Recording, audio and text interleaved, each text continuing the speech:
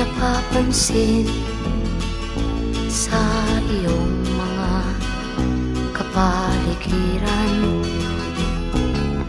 Kay dumi na ng hangin, pati na ang mga ilog natin.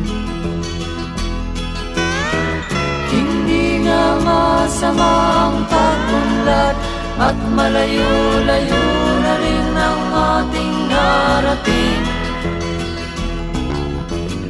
Ngunit masdan mo ang tubig sa dagat, dati kulay asul, ngayon'y naging itim.